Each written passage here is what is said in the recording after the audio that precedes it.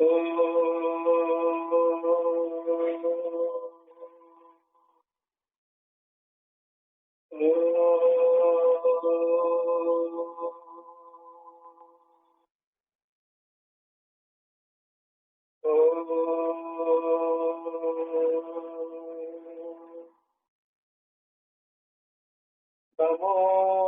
ब्रह्मादिभ्यो ब्रह्म विद्या संप्रदायकर्तृभ्यो वंश ऋषिभ्यो महाभ्यो नमो गुरुभ्यः सर्वोपप्लवरहित प्रज्ञानघन प्रत्यगद्धो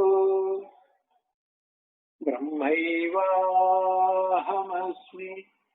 अहं पदार्थरहितः ॐ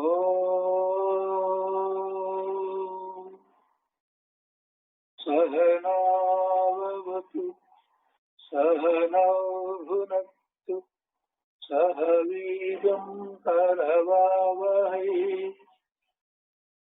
तेजस्विनावधीतमस्तु मा विद्विषावहै। ॐ शान्ति शान्ति शान्ति।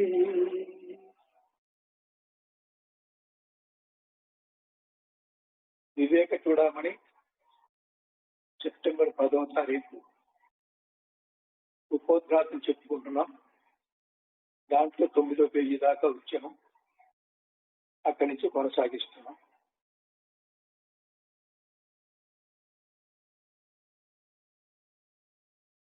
వేదానువచనం యజ్ఞ బ్రహ్మచర్యం తపోదమః శ్రద్ధోపవాస స్వాతక్రియ ఆత్మనో జ్ఞానహేతవః. వేదానువచనం యజ్ఞ బ్రహ్మచర్యం తపో దమః శ్రద్ధ ఉపవాస స్వాతంత్ర్యం ఆత్మను జ్ఞానహేతవః. అంటే వేదాంత వచన వేదాధ్యయనము చేసిన వాళ్ళకి అలా చేయటం ద్వారా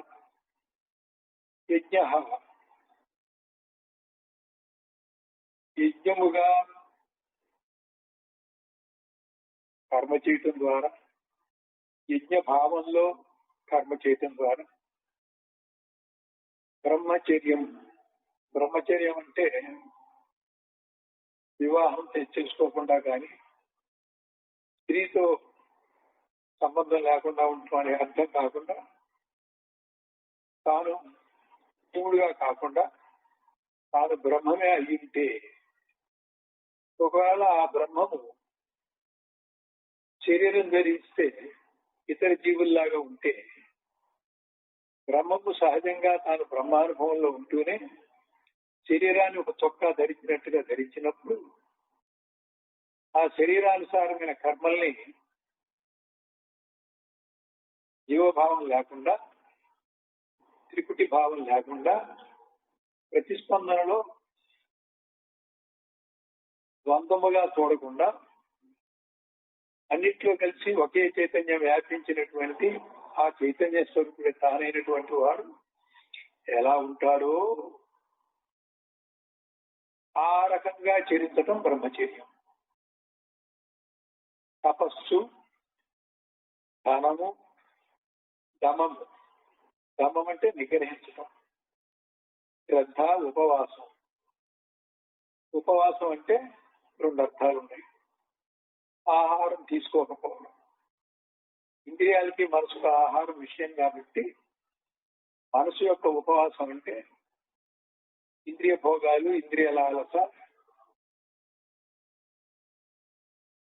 తాను చూసింది ప్రతిదీ విషయీకరించుకోకుండా, అది విషయంగా భావించి అనుభవించకుండా, స్పందించకుండా, ప్రతిస్పందించకుండా ఉండటం ఉపవాసం.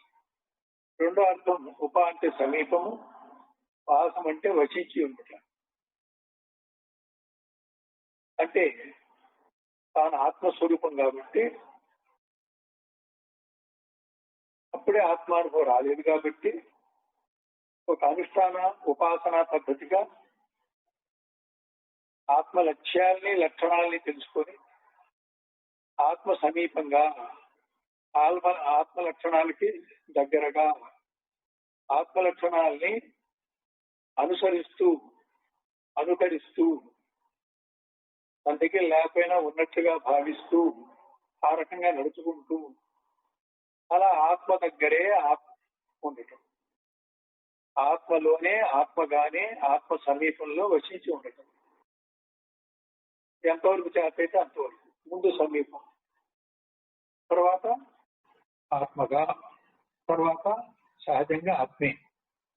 3 దశలుగా అవుతుంది ఉపాసన. కాబట్టి ఇక్కడ ఉపవాసం అంటే 2 అర్థాలు చెప్పుకున్నాం. ఆహారం ఇవ్వకపోవడం అంటే ఇంద్రియాలకి మనసుకి విషయ భోగాలు ఇవ్వకుండా ఉంటాం. అలాగే రెండోది నీ యొక్క నిజస్వరూపమైన ఆత్మకి సమీపంగా తెలుసుకొని ఆత్మ యొక్క లక్షణాలకి దగ్గరగా సాధనగా అనాత్మ లక్షణాలని దూరీకరించుకుంటూ చెయ్యటమే ఉపవాసం. ఆనందముతో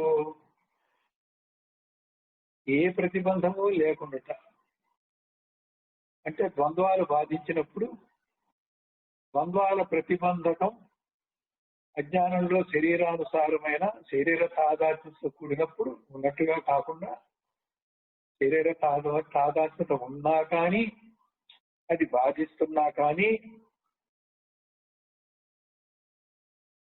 దాన్ని ప్రతిబంధకంగా చూడకుండా నేను ఎప్పుడు ఆత్మస్వరూపుండే అన్నట్టుగా ఆత్మ లక్షణాలతోటి ఉండే ప్రయత్నం, ఆత్మ దగ్గరగా ఉండేటువంటి ప్రయత్నం.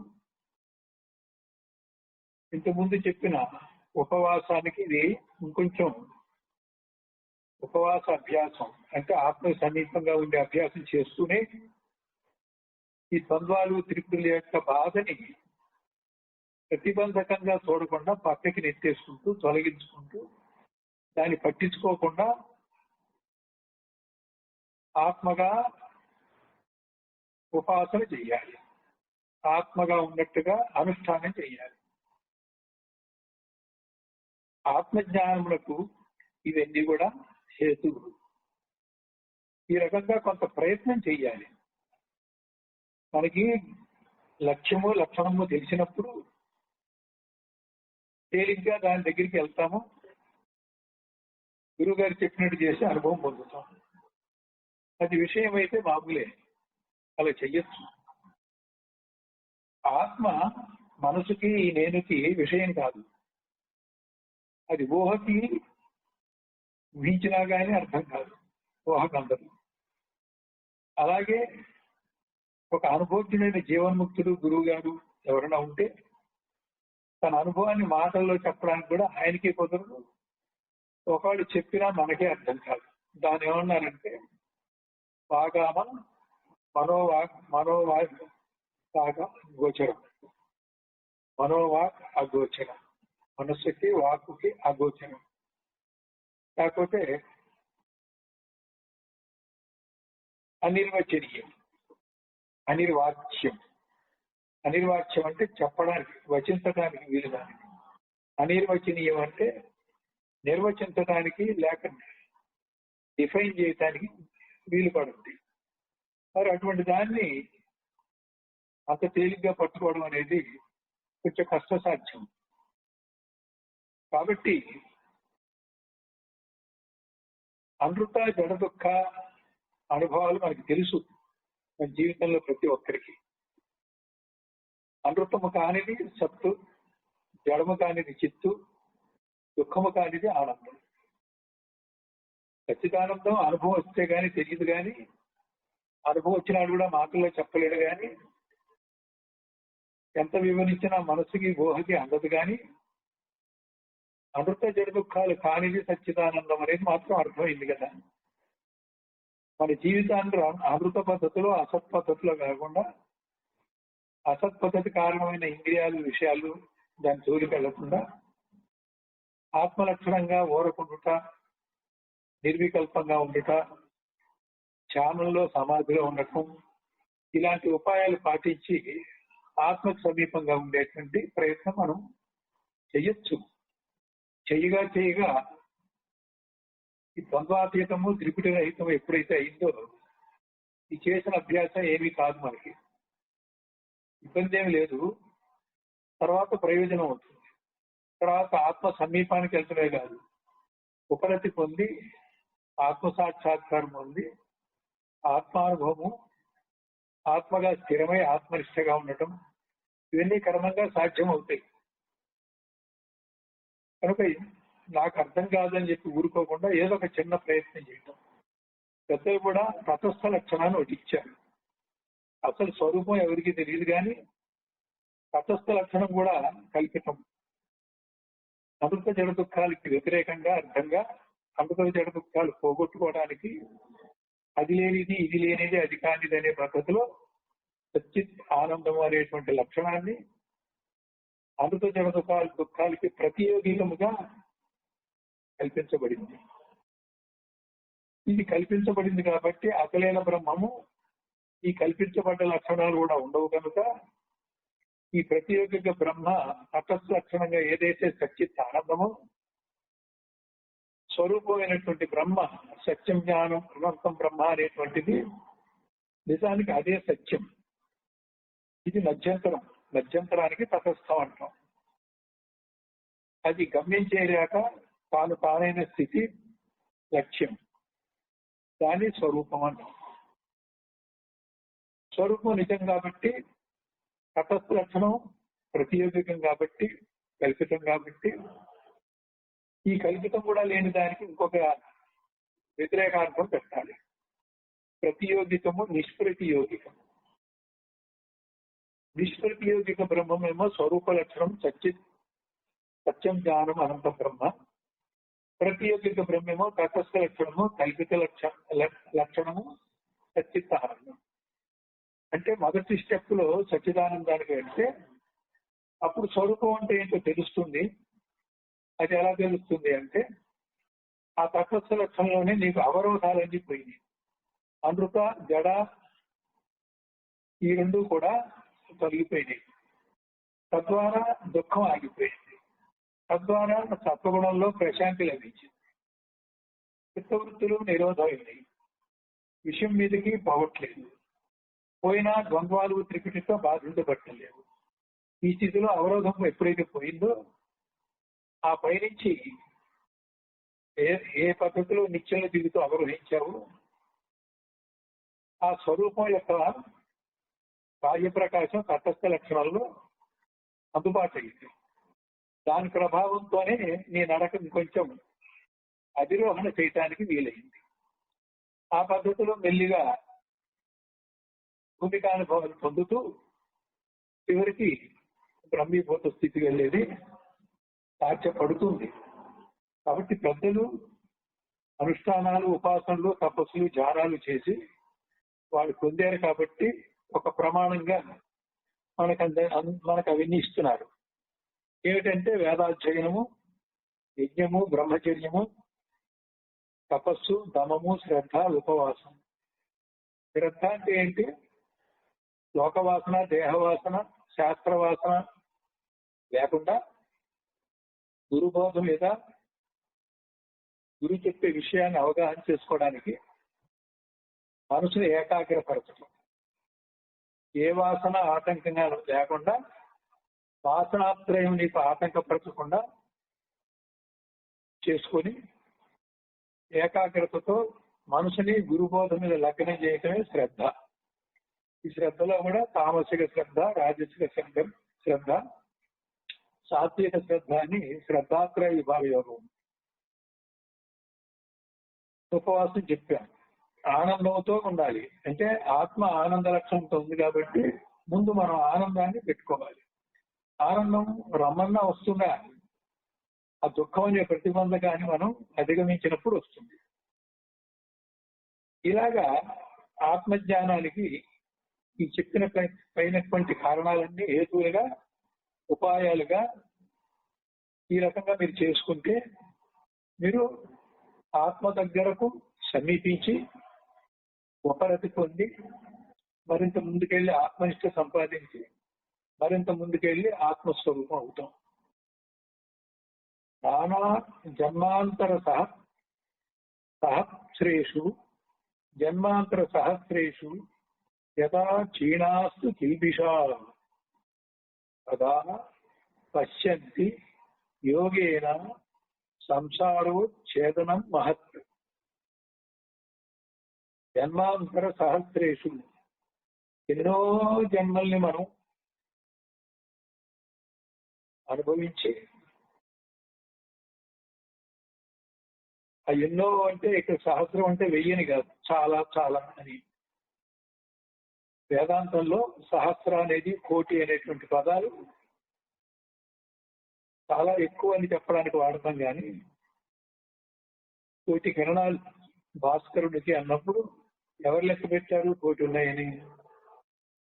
అనేక కోటి, అనేక కోటి అంటే సమూహం అని అర్థం. అనేక కిరణాల పుంజం యొక్క సమూహము కోటి కావచ్చు, ఎన్నైనా కావచ్చు, ఇంకా అంతకంటే ఎక్కువ కావచ్చు. కాక ఎన్ని జన్మలు ఇచ్చారనేది ఎవరు లెక్క పెడతారు? ఎవరో పెద్దలు 84 లక్షల జన్మలు అంటున్నారు. ఇప్పుడు ఎన్నో జన్మలో ఉన్నామో 84 లక్షలు తెలియదు.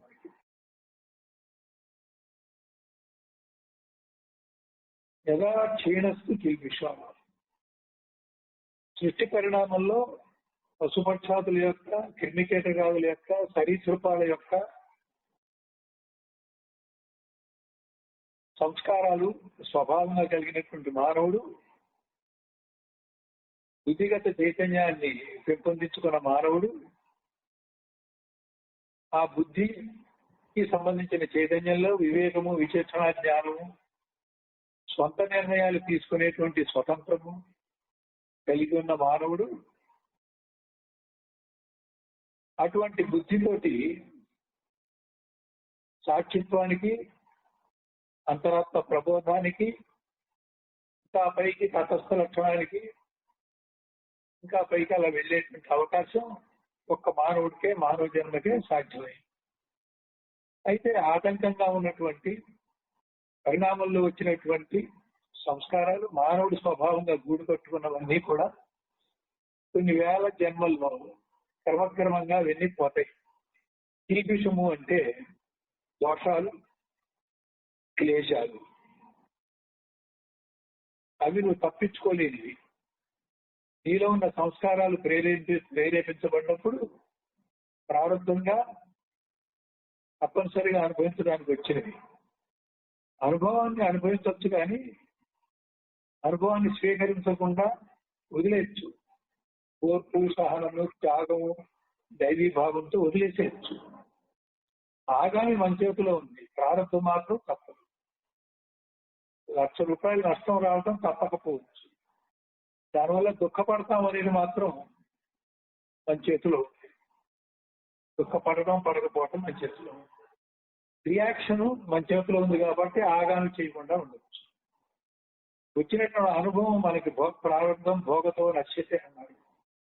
అది వచ్చిన దాన్ని ఆహ్వానించి నీ పనులు చేసుకో, నాకు ఏ అనుభవిస్తావో ఇచ్చేసి అని అది అనుభవిస్తున్నా కూడా, దాని చేత బాధించబడుతున్నా కూడా బాధను పట్టించుకోకుండా ఒక నిర్వికల్ప స్థితిలో కానీ, ఈశ్వరుని మీద ధ్యానం పెట్టి కానీ,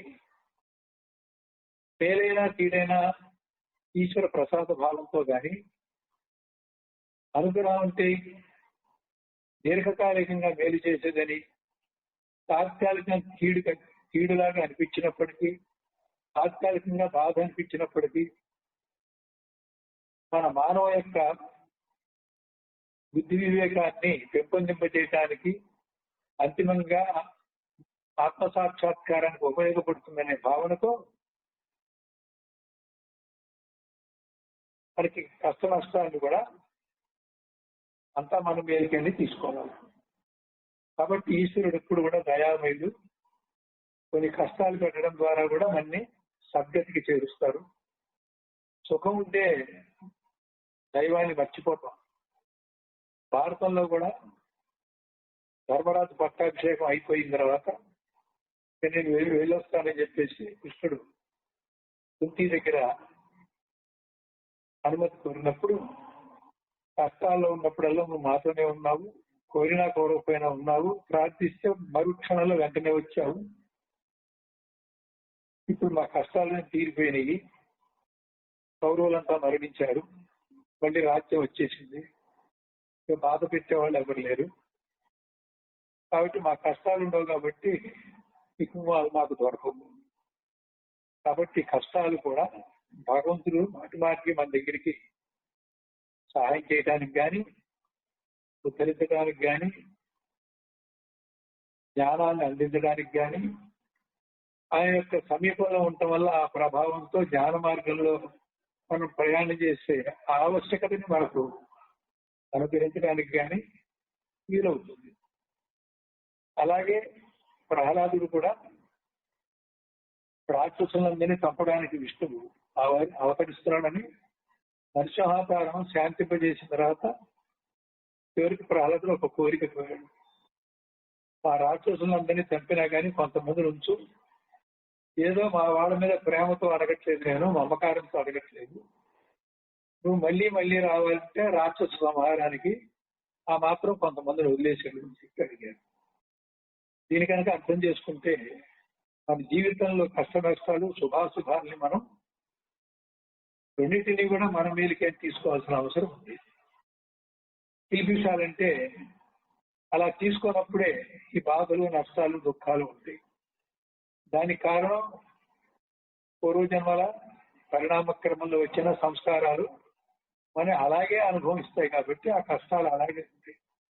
ఇలాంటివి జన్మాంతరంలో కొన్ని వేల జన్మల నుంచి వచ్చాయి కాబట్టి అవన్నీ కూడా పోవాలి అంటే ఇప్పుడు చెప్పినటువంటి పైన చెప్పినటువంటి శాస్త్రాధ్యయనం, యజ్ఞము, బ్రహ్మచర్యము మొదలైనవన్నీ కూడా మనం ఆచరించడం ద్వారా క్రమంగా అజ్ఞానం నుంచి విడుదలవుతూ, అజ్ఞాన సంబంధం విడుదలైనా అయిపోయినా అజ్ఞాన కారణాలని, అజ్ఞానం వల్ల మీకు వచ్చినటువంటి కష్ట నష్టాలని ఉదాసీనంగా పట్టనట్లుగా చూడటం ద్వారా మనం మన జ్ఞాన మార్గానికి అవరోధాన్ని తొలగించుకోగలుగుతాం. భగవంతుని ధ్యానం చేత నాశముందున అవసరమున సకల సంసార దుఃఖములు పూర్తిగా తొలగి ఆనంద ప్రాప్తి కలుగుతున్నది. సంసారం అంటే సంస్కృతి. సంస్కృతి అంటే నీ అంత నువ్వు పెట్టుకున్నటువంటి రుణానుబంధాలు, మమకారంతో గాని రాగద్వేషాలతో గాని ఇతర జీవుల మీద, వస్తువుల మీద, ప్రాణుల మీద నీ అంతట నువ్వే కొన్ని అభిప్రాయాలు పెట్టుకొని కొన్ని సానుకూలమైనటువంటి చిత్తవృత్తితో రాగముగా, కొన్ని వ్యతిరేకమైన చిత్తవృత్తితో ద్వేషముగా ఇలాగే మనం కల్పించుకున్నాం. ఈ కల్పించుకున్న వాడితో మనమే ఒకసారి సుఖము, ఒకసారి దుఃఖము పడుతున్నాం.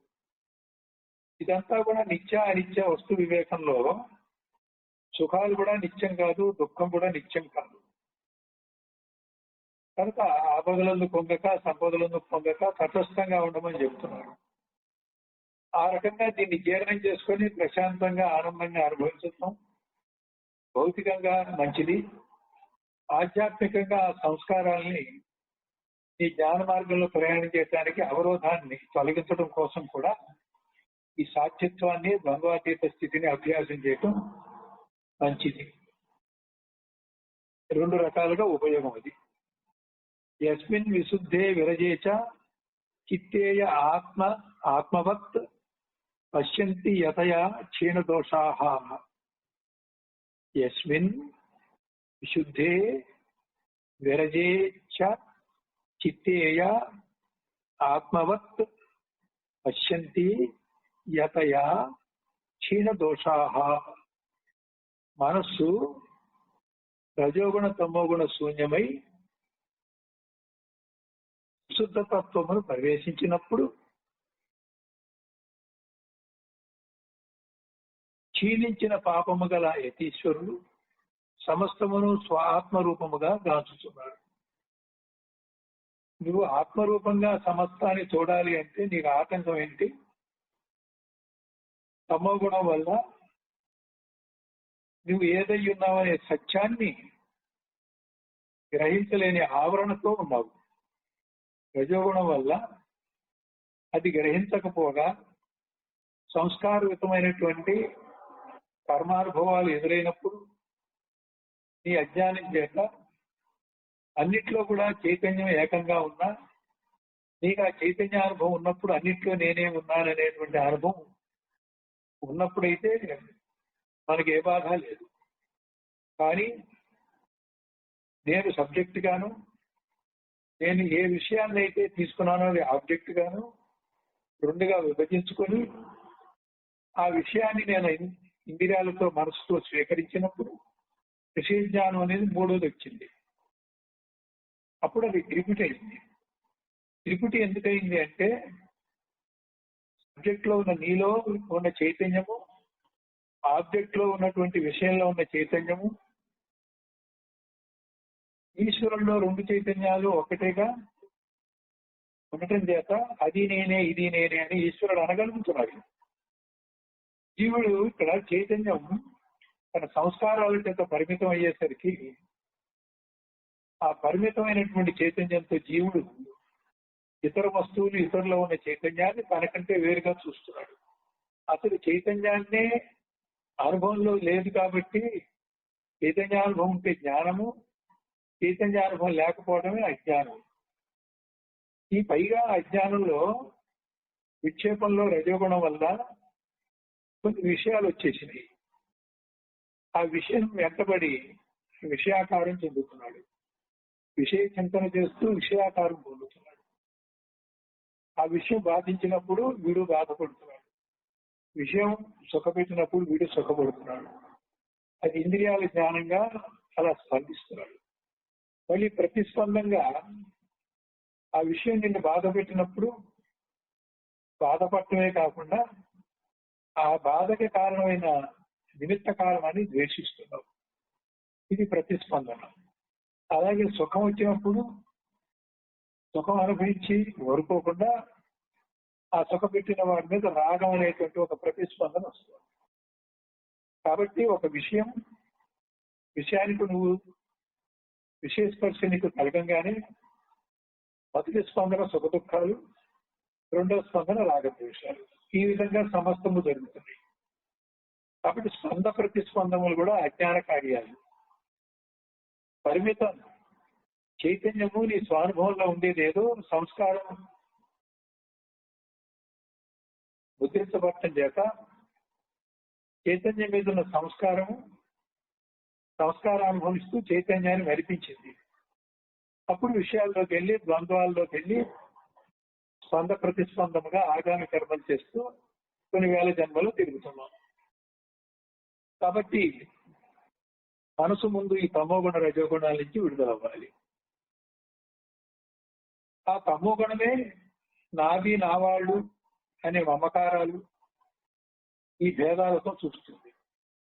రజోగుణమేమో నేను యొక్క ఆధిపత్యము, నేను యొక్క తక్కువతనము ఎక్కువతనము, ఈ నేను ఇతర నేనంతో పోల్చుకోవడము, దానివల్ల నిమన భావము, నీచ భావము, అహంభావము, గర్వము, సుపీరియారిటీ కాంప్లెక్స్, ఇన్ఫీరియారిటీ కాంప్లెక్స్, అనేక కాంప్లెక్స్ లో ఉంటాడు.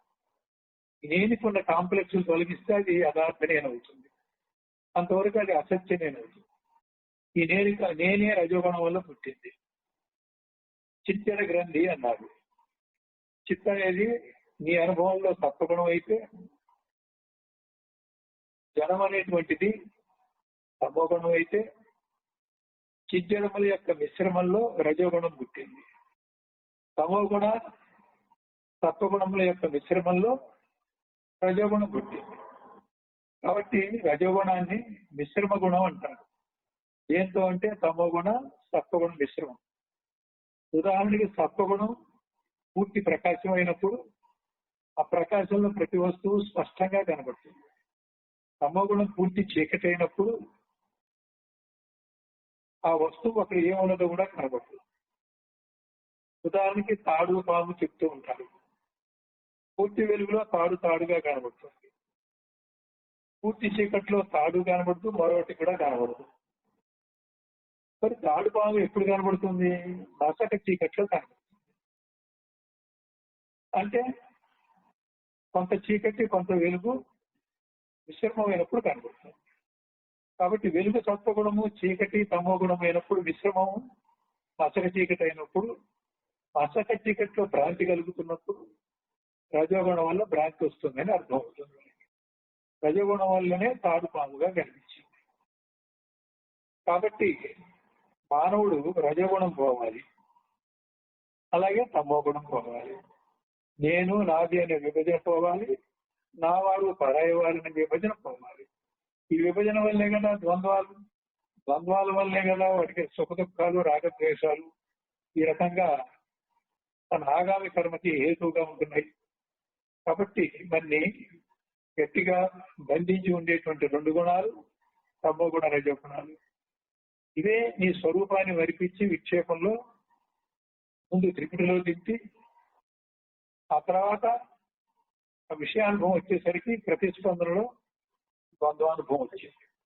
ద్వంద్వానుభవానికి మళ్ళీ ప్రతిస్పందనగా ఆగామి కర్మకి హేతు అయిన అక్షవర్గము రాగద్వేషాలు లాంటివన్నీ వచ్చినాయి. ఒకటి మొదలు పెడితే అన్ని వచ్చింది ఏదో, అది సంసారం. కాబట్టి ఈ సంసారం నుంచి మనం బయటపడాలి, ఈ బంధాల నుంచి బయటపడాలి, జ్ఞాన మార్గంలో పయనించాలి, చివరికి జ్ఞాన స్వరూపుడు అవ్వాలి అంటే ఇంకా తెలుసుకోవాలి. మూలానికి వెళ్తే తమో రజోగుణాలు మన సాధకులంతా కూడా ఆ రెండింటి నుంచి కూడా విడుదలయ్యి తమో రజోగుణాలు లేనటువంటి ఒక శూన్య స్థితిలోకి వెళ్ళి ఆ శూన్య స్థితిలో సత్వగుణం వస్తుంది. ఆ సత్వగుణం కూడా ఎలా ఉంటుందంటే పూర్తిగా ఏ గుణం నుంచి మనం విడుదల కాకపోయినా విడుదల అయ్యామని భ్రాంతి పడతాం. ఎందుకంటే మానవుడు ఎప్పుడు కూడా ఏదో ఒక గుణంలో ఉంటాడు. సత్వగుణంలో ఉన్నప్పుడు సత్వగుణ ప్రధానంగా ఉండి తమో రజోగుణాలు రెండు అణిగి ఉంటాయి. రజోగుణ ప్రధానంగా ఉన్నప్పుడు తమో గుణము సత్వగుణము అణిగి ఉంటాయి. తమో గుణ ప్రధానంగా ఉన్నప్పుడు రజోగుణము సత్వగుణము అణిగి ఉంటాయి. కాబట్టి అణిగినంత మాత్రాన అవి నిర్మూలించబడలేదు. కాబట్టి ఈ సత్వగుణం నిలబడదు. అప్పుడప్పుడు తమో రజోగుణాలు మళ్ళీ వాళ్ళలో స్పందనకు వచ్చి జారిపోతూ ఉంటాం. కాబట్టి ఈ సత్వగుణం గట్టిగా నిలబడి ఎప్పుడూ సత్వగుణంలోనే ఉంటే తమో రజోగుణాలు అడగటం కాకుండా ఎప్పుడు నేను బాధించకుండా దాని ప్రభావం మీద చూపించకుండా ఉండే పరిస్థితి ఎప్పుడైతే వచ్చిందో అప్పుడు అది శుద్ధ సత్వం. ఈ శుద్ధ సత్వం కూడా మళ్ళీ విశుద్ధ తత్వం ఎప్పుడైంది? విశుద్ధ తత్వం అన్న విశుద్ధ సత్వం తర్వాత తత్వం సంగతి రాదు, ముందు సత్వం తత్వగుణం చెప్తున్నాం. విశుద్ధ తత్వం అంటే ఏంటి? మలిన తత్వము శుద్ధ తత్వం ఉంది. విశుద్ధ అప్పుడు మళ్ళీ మలినం కాకపోవడం, ఈ రకంగా తత్వగుణం రావాలి. ఇక్కడ తత్వం అంటే అప్పుడే తత్వం దాకా వెళ్ళలేదు. మానవుని యొక్క తత్వం, మానవుని యొక్క తత్వం తమో రజోగుణాల నుంచి పోయి శుద్ధ సత్వగుణంలో ఉండాలి. అప్పుడు సత్వగుణం సహజమై ఉండాలి, సత్వగుణం స్థిరంగా ఉండాలి, అది శుద్ధంగా విశుద్ధంగా కూడా ఉండాలి. సత్వగుణం నుంచి జారిపోకుండా ఉండాలి. అంటే సత్వగుణం నుంచి జారిపోవడం అంటే మళ్ళీ తమో గుణాలు రజోగుణం, తమో రజోగుణాలు రెండు కూడా మళ్ళీ తలెత్తటం అన్నమాట. ఇక్కడ విశుద్ధాన్ని వాడటం వల్ల అణగటం కాకుండా నిర్మూలించబడుతున్నాయని అర్థం. రెండు గుణాలు కలిసి అవిద్య అంటాం, తమో రజోగుణాలు. అంటే రెండు నిర్మూలించబడ్డప్పుడు అవిద్యా దోషం పోయింది. అప్పుడు శుద్ధ సత్వమాయ, మలిన సత్వమాయ అంటాం. మలిన సత్వమాయలో తమోరజ గుణాలు కూడినటువంటి అవిద్యా దోషం ఉంది. ఇప్పుడు విశుద్ధ తత్వానికి ఎప్పుడైతే మారాడో, అవిద్యా దోషం ఎప్పుడైతే పోయిందో, ఇప్పుడు శుద్ధ సత్వమాయ ప్రతిబింబుడు అయ్యాడు. వేదాంతం ప్రకారంగా శుద్ధ సత్వ గుణ మాయకి, మాయ అంటేనే 3 గుణాలు. శుద్ధ సత్వం అంటే అందులో సత్వగుణం విజృంభించింది. అప్పుడు ప్రతిబింబించిందంతా కూడా అధిష్టాన బ్రహ్మ ప్రకాశం బింబ ప్రకాశముగా, శుద్ధ సత్వమాయ అర్థముగా, దాని ప్రతిబింబము ఏదైతే ఉందో ఈ 3 కలిసి ఈశ్వరుడు. షార్ట్ కట్ లో మనం ప్రతిబింబుడే ఈశ్వరుడు అంటాం కానీ, ఎందుకంటే అధిష్టాన బ్రహ్మ ప్రకాశం లేడనుకో, కేవల ప్రతిబింబం ఎక్కడిది? బింబం ఉంటే కదా ప్రతిబింబం. అలాగే అర్థం లేదనుకో, ప్రతిబింబం ఉండదుగా. ఇప్పుడు చెప్పండి, అధిష్టాన బ్రహ్మ ప్రకాశం ఉంది కాబట్టి, అర్థం కూడా ఉంది కాబట్టి, ఆ ప్రతిబింబంలో ఒక ప్రతిబింబ ప్రకాశం వస్తే, ఆ ప్రతిబింబ ప్రకాశంతో ఈశ్వరత్వం వస్తే, మరి ఈశ్వరత్వం అతనికి చైతన్యము, అతనికి శక్తి కావాలి. ప్రతిబింబానికి స్వతంత్ర శక్తి ఎక్కడుంది? అధిష్టాన బింబ ప్రకాశం యొక్క శక్తే ఈ ప్రతిబింబుల్లో ఉంది. కాబట్టి అర్థం యొక్క దోషం కూడా ఈ ప్రతిబింబుల్లో ఉంది. కాబట్టి ఈశ్వరుడు అంటే ఎవరంటే అధిష్టాన బింబ ప్రకాశ పరపురం బ్రహ్మ ప్రకాశము, అది అంతరాత్మగా, అది ఆత్మస్వరూపంగా, ఈశ్వరుడు ఉన్న ఆత్మస్వరూపంగా, అర్థమేమో ఈశ్వరుడు ఉన్నటువంటి శుద్ధసత్వ గుణం మాలిన్యంగా, ఈ ప్రతిబింబ వ్యవహారం అంతా కూడా ఎవరైతే చేస్తున్నాడో ఈ 3 కలిపినటువంటిది ఈశ్వరుడు. అలాగే తమోరజ గుణాలు కూడా ఎప్పుడైతే విజృంభించాయో అప్పుడు వచ్చినటువంటి ప్రతిబింబం అనేక జీవులు. అనేక జీవులు అవిద్యా దోషంతో వచ్చారనమాట. ఈ తమోరజ గుణాలు ఎప్పుడైతే నిర్మూలించుకున్నాడో, ప్రస్తుతం మనం చెప్పుకునే చోట మళ్ళీ మలిన సత్వమాయ కాస్త శుద్ధ సత్వమాయ అయింది. అర్థం మారింది. అర్థం మారంగానే అధిష్టాన ప్రకాశం మళ్ళీ అదే. ప్రతిబింబ ప్రకాశం ఇంతకుముందు జీవుడిగా ఉన్నది, ఇప్పుడు ప్రతిబింబ ప్రకాశం ఈశ్వరుడిగా మారింది. అంటే ఇప్పుడు సాధకుడైన జీవుడు ఈశ్వరుడు అయ్యాడని అర్థం. ఎప్పుడైతే అవిద్యా దోషం పోయిందో సాధకుడైన జీవుడు జీవభావం వదిలేసి ఈశ్వరత్వాన్ని పొందాడు. జీవుల్లో ఆత్మ, ఈశ్వరుల్లో ఆత్మ, అధిష్టాన బ్రహ్మ ప్రకాశమే ఇక్కడ ఆత్మగా ఉంది. అక్కడ ఈశ్వరుడు అనేటువంటిది ఈశ్వరోపాధి అయింది, జీవుడు అనేది జీవోపాధి అయింది. జీవోపాధిలో ఉన్న ఆత్మ అధిష్టాన బ్రహ్మ ప్రకాశమే, ఈశ్వరోపాధిలో ఉన్నటువంటి ఆత్మ కూడా అధిష్టాన బ్రహ్మ ప్రకాశమే. అధిష్టానం అంటే బింబ ప్రకాశం. ఈ అర్థాల దోషంతో ఇట్లా ఉన్నాం. అసలు మాయకైనా తీసేసామనుకో, లేదు ఈశ్వరుడు శుద్ధ సత్వగుణం తీసేసామనుకో, అప్పుడు ప్రతిబింబం బింబంలో ఐక్యమైపోయి విలీనమై ఈశ్వరుడు ఉండడు, జీవుడు ఉండడు. ఇంతకుముందు ఈశ్వరుడిగా జీవుడిగా పిలువబడే వాళ్ళంతా కూడా అధిష్టాన బ్రహ్మమే అవుతారు. అది అవిద్య పోగానే దాన్ని జీవేశ్వర ఐక్యం అంటాం. శుద్ధ సత్వ గుణం కూడా పోయినప్పుడు జీవ బ్రహ్మైక్యం అంటాం. ఈశ్వర స్థాయి నుంచి బ్రహ్మస్థాయికి జీవుడు పెరిగినప్పుడు మొదట్లో జీవేశ్వర ఐక్యము, తర్వాత జీవ బ్రహ్మైక్యం అంటాం. ఈ విధంగా మనకి గుణాలు, ప్రతిబింబాలు చెప్పడం జరిగింది. ఆ ఆత్మ ప్రకాశం అక్కడ భాషిస్తుంది. ప్రతిబింబ ప్రకాశం ప్రతిఫలించి భాషిస్తుంది. ప్రతిభాష. ఈ ప్రతిభాషని ఇంకో ఏమంటారంటే, ప్రతిభాషగా వచ్చినటువంటి అనుభవాన్ని నిజం అనుకోవటం ఆ భాష. ప్రతిభాషగా వచ్చినటువంటి అనుభవాన్ని నిజంగా భాషించినటువంటి బ్రహ్మ ప్రకాశానుభవం కాకుండా ప్రతిఫలించినటువంటి ప్రకాశానుభవాన్ని నిజం అనుకోవడం ఆ భాష. ఈ విధంగా చైతన్య ప్రకాశానికి ప్రతిబింబ ప్రకాశంగా వచ్చినటువంటి అనుభవాలు నిజం అనుకునేటువంటి నేనైతే ఉందో వాడు చిదాభాసుడు, చిత్తాభాసుడు. చిత్ ప్రకాశం యొక్క ప్రతిబింబ ప్రకాశమే చిదాభాసుడు అనేటువంటి నేను. అట్లా అవిద్యాదోషం పోయినప్పుడు పాపములన్నీ క్షీణిస్తాయి. యతీశ్వరుడు అంటే సన్యాసుల్లో శ్రేష్ఠుడు, సమస్తమును స్వాత్మరూపముగా కాంచున్నాడు. అవిద్యాదోషం పోయిన వాళ్ళంతా కూడా యతీశ్వరుడు. యతీశ్వరుడు అంటే అవిద్యాదోషం అజ్ఞానం లేని వాళ్ళు. శుద్ధతత్వంలో ఉన్న వాళ్ళంతా యతీశ్వరుడు. వాళ్ళనే సాధువులు, సాధు పురుషులు అంటారు.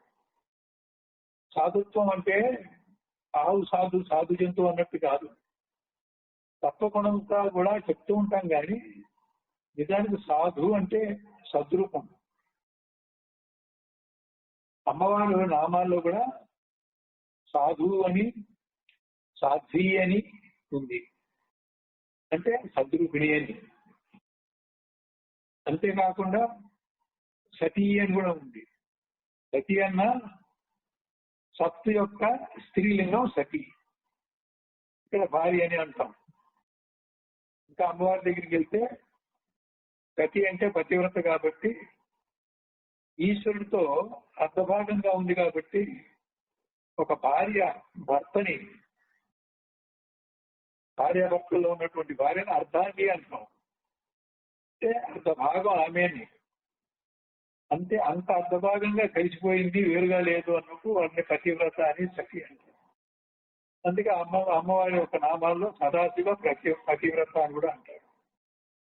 ఈ రకంగా కొన్ని అర్థాలు వ్యవహారంలో సత్వగుణాలని చెప్పినప్పటికీ సత్పురుషుడు అన్నప్పుడు, సాధువు అన్నప్పుడు, సాధ్వి అన్నప్పుడు వీళ్ళంతా సద్రూపులు.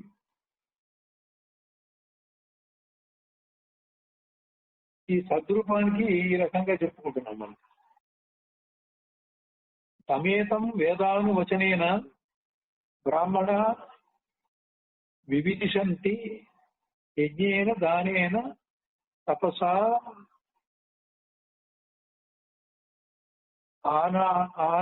అనాశకేన. తపసా అనాశకేన సమేతం వేదానువచనేన బ్రహ్మణ వివిదిశంతి యజ్ఞేన దానేన తపసా అనాశకేన. అంటే సకల పాపనాశనములు కూడా తపముల చేత అచనం అంటే భోజనము, ఆహారము, భోగము. అనచన అంటే ఆహారం లేకపోవటం, ఉపవాసం చేయటం, భోజనం చేయకపోవటం.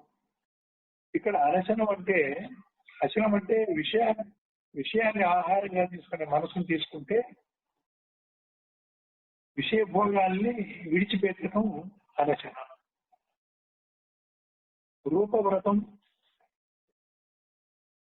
అనచన అనేటువంటి వ్రతాల చేత సత్యవ్రతం, బ్రహ్మచర్య వ్రతం అంటూ ఉంటాం. అనచన వ్రతం అంటే ఆహారం తీసుకోకపోవడం, భోజనం చేయకపోవడం. అంతేకాకుండా అనచన అంటే విషయ భోగాన్ని మనసు ఆహారంగా తీసుకోకపోవడం కూడా అనచన వ్రతం. ఇక తపములు, తపం సంగతి మళ్ళీ తర్వాత చెప్తాను. దీనివల్ల కోరికలే లేకపోవడం,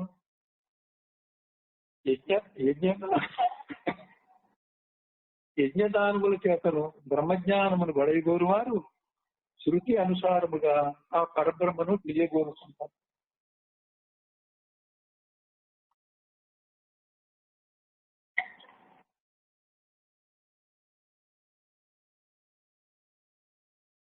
అక్కడ పాపము అంటే మళ్ళీ ఇంకోటి తెలుసుకోవాలి. ఎందుకు ఇంత వివరంగా నేను చెప్తున్నానంటే, ఒక వాక్యంలోనే మీకు చాలా సబ్జెక్ట్ ఇవ్వాల్సి వస్తుంది. వ్యవహారంగా వాడేటువంటి పదాల్ని ఆధ్యాత్మిక ప్రయాణంలో ఆధ్యాత్మిక పారిభాషిక పదాలకి సమన్వయం చేసుకునేటప్పుడు కొంచెం లోతైన అర్థము, అదే అర్థంతో కొంచెం లోతైన అర్థం తీసుకోవాలి. వ్యవహారానికి సరిపోతుంది, పైన కిందన సత్వగుణం కాదు, సత్ అనేది సద్రూపం అని చెప్పినట్టుగానే ఇక్కడ పాపం అన్నారు. అయితే కందార్థాలు అక్కడ కూడా దురితం అని వస్తుంది. దురితం అంటే పాపం. ఎరుకే దురితం, బయలవటమే దురితక్షయం. బయలవటమే దురితాలు పోవడం అని పెద్ద కందార్థాలు చెప్తున్నారు. అంటే ఇక్కడ పాపము పుణ్యం అనే ద్వంద్వాల్లో చూడకూడదు. చెడ్డ కర్మ చేసినప్పుడు అది పాపం అని, దాని ఫలితం దుఃఖం అని, మంచి కర్మ చేసినప్పుడు పుణ్యం అని, దాని ఫలితం సుఖమని. అయితే చెడ్డ పని యొక్క ఫలితం తిరిగి మళ్ళీ మనం అనుభవించాలిగా. ఎవరికైతే చెడు చేసావో వాడు బాధపడ్డారు, తిరిగి ఆ బాధను అనుభవించాలి. అలాగే మంచి పని చేసినప్పుడు పుణ్యం వస్తే పుణ్య ఫలితాన్ని మళ్ళీ అనుభవించాలి. ఇది అనుభవించాలంటే మళ్ళీ పునర్జన్మకి వెళ్ళాలి. కనుక జన్మ హేతువే, పాప పుణ్యాలు రెండు జన్మ హేతువే. జన్మ రాహిత్యాన్ని మనం లక్ష్యంగా తీసుకున్నప్పుడు పాప పుణ్యాలు రెండూ కూడా జన్మ హేతు అయినప్పుడు, జన్మ హేతు అయినటువంటిది ఏదైనా కానీ పాపమే. అందుకే క్రైస్తవులు బైబిల్లో అందరూ పాపులే అంటున్నారు. కొంతమంది మన హిందువులు అది విని ఆ మతంలో వాళ్ళు అందరూ పాపులే, పుణ్యాత్తులు ఎవరు లేరు, మనం కొందరు పాపులు కొందరు పుణ్యాత్తులు ఉన్నాము అని విమర్శిస్తూ ఉంటారు. ఇక్కడ అర్థం ఏంటంటే జన్మ హేతువుగా ఉండటం అంతా పాపమే. ఇక్కడ ఇప్పుడు చెప్పండి, మనం పునర్జన్మల నుంచి బయటపడ్డామో లేదా కనుక ఆలోచిస్తే మనం కూడా అందరం పాపులమే. అది ఏ రకంగా పాపం అనే శబ్దం వాడారు వాడు వాడటం కాదు. ఇక్కడ మన ఈ పుస్తకంలో కూడా, మన వేదాంతంలో కూడా పాపక్షయం అంటే ఎప్పుడైతే పాపక్షయం అయిందో జన్మరాహిత్యమే. పాపం అంటే సంస్కారాలు, పాపం అంటే కారణ శరీరమే పాపం. కాబట్టి సకల పాపనాశకములైనటువంటి ఈ పాపాన్ని నశింపజేసేవి ఏంటి? తపముల చేతను ఇంద్రియ భోగాల్ని నివృత్తి చేయటం ద్వారాను, అనేక వ్రతాలను వెన్ని చేసినప్పుడు యజ్ఞాలు చేయటం వల్ల, దానం చేయటం వల్ల కూడా పోతాయి. యజ్ఞం చేస్తే ఎలా పోతాయి? అసలు యజ్ఞం అంటే అర్థం చేసుకోవాలి మనం. కర్మని యజ్ఞభావంతో చేస్తే కర్మ ఏర్పడదు, అది యజ్ఞం. ద్రవ్య యజ్ఞమని, తపోయజ్ఞమని, ప్రాణయజ్ఞమని, జ్ఞాన యజ్ఞమని, ఇలాగ అనేక రకాల యజ్ఞాలు ఉన్నాయి. యజ్ఞభావంతో చెయ్యాలి అంటే స్వార్థం లేకుండా, కోరికలు లేకుండా చెయ్యాలి. స్వార్థంలో కోరికలు ఉన్నప్పుడు కర్మ ఏర్పడుతుంది. అందుకే యజ్ఞభావం అనగానే త్రిపుటిలో ఉన్న చైతన్యం ఒకటే అనేటువంటి భావంలో చెయ్యాలి. త్రిపుటిని మూడుగా చూస్తే అది మూడుగా ఉన్నప్పటికీ అందులో ఉన్న ఈ మూడింట్లో ఉన్న చైతన్యం ఒకటే అని, నేనెవరో తెలుసుకుంటే నేను కూడా ఆ చైతన్యమే అని, ఎవడైతే ఆ చైతన్యానుభవంలో ఉన్నాడు మూడింట్లోనూ నేనే ఉన్నాను అంటాడు. కానీ తాను వేరు మిగతా రెండు వేరు అనడు కదా. కాబట్టి వేరు భావమే పాపం. ఇప్పుడు త్రిపుటి భావమే పాపం. ద్వంద్వాల్లో ఉండటమే పాపం. వీటి వల్ల జన్మతున్నాం కాబట్టి జన్మ ఎత్తడమే పాపం. కారణ శరీరం ఉన్నంత వరకు పాపమే. కారణ శరీరం సున్నా అయితేనే పాపం పోతుంది. ఈ కారణ శరీరం సున్నా చేయడానికే తపాలు, యజ్ఞాలు ఇవన్నీ చేస్తున్నాం.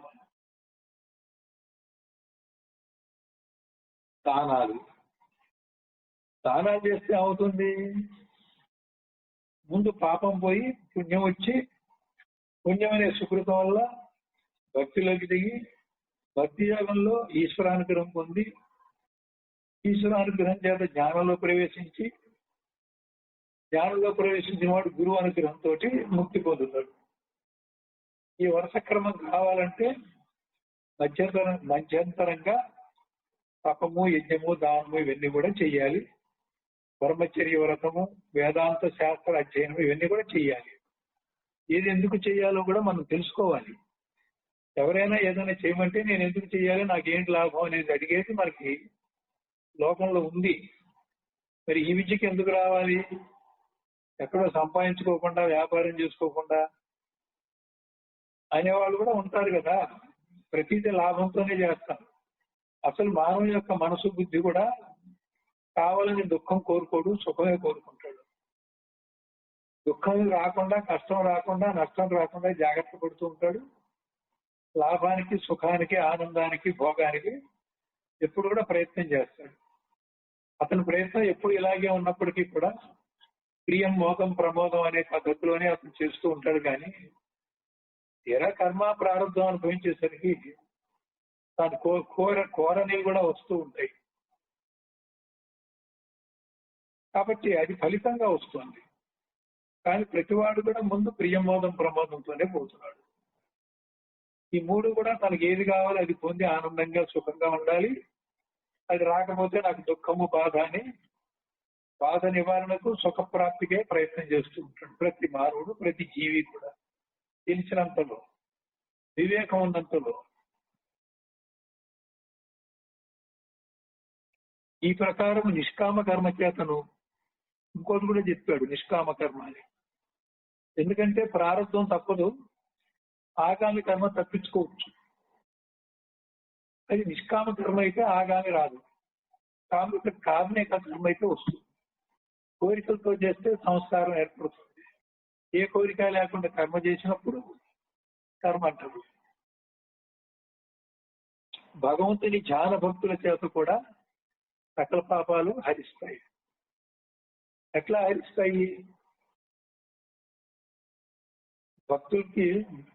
భక్తులకి భగవంతుని ధ్యానం చేయటం, భగవంతుని భక్తి చేయటం రెండు చేసినప్పుడు కొన్ని పాపాలు నశిస్తాయి.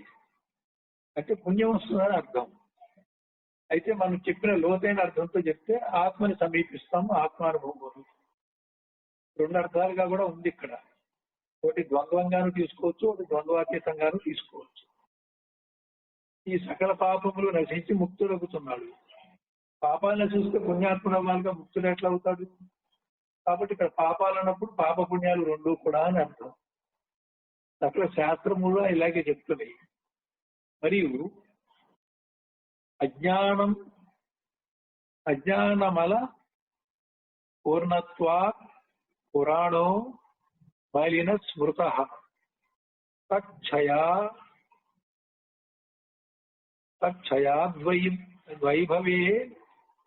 వైభవేన్ ముక్తి నా అన్యథా కర్మకోటిదే. అజ్ఞానమల పూర్ణత్వాత్ పురాణో మలిన స్మృత వైభవేన్ ముక్తి నా అన్యథా కర్మకోటిభి.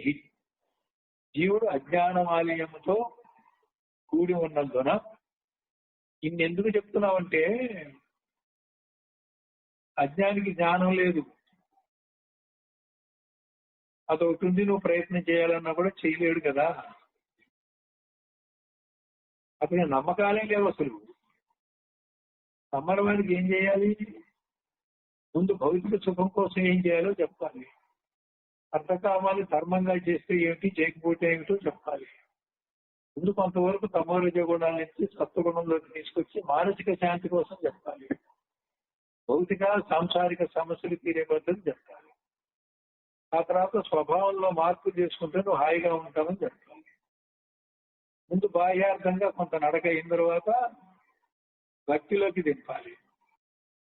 అలా భక్తులు చెప్పినప్పుడు, భగవంతుడి మీద విశ్వాసం ఏర్పడినప్పుడు, అతని జీవితంలో పట్టపడ్డప్పుడు, మొక్కుకున్నప్పుడు, దైవానుగ్రహం లభించినప్పుడు, కొంత విశ్వాసం కానీ ఏదైనా లభించినప్పుడు, ఒక్కోసారి ఈశ్వరానుగ్రహం లేదు, అసలు ఈశ్వరుడు లేడని ఒకసారి అతనికి అనిపించినప్పటికీ ఎవరైనా అడిగినప్పుడు అసలు నీ కర్మ ఈశ్వరుడు ఏం చేస్తాడు, నీ కర్మను తగ్గిస్తాడు,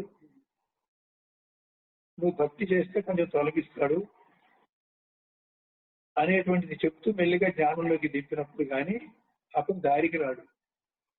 నేరుగా రోడ్డును పోయే ఒక అజ్ఞానికి మనం ఆత్మబోధ చేస్తానంటే అలా వచ్చేవాళ్ళు ఎవరు కనబడలేదు.